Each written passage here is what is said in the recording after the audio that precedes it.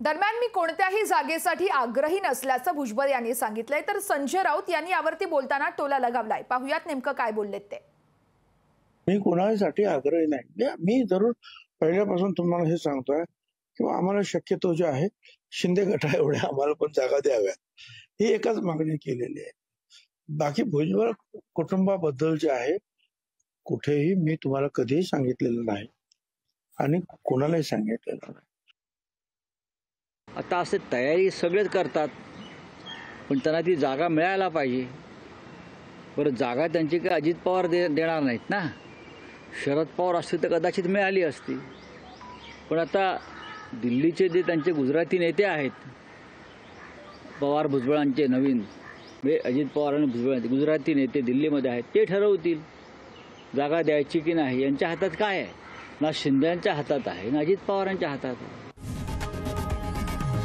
लोकशाही मराठी ऐका, पहा, जागरूक रहा।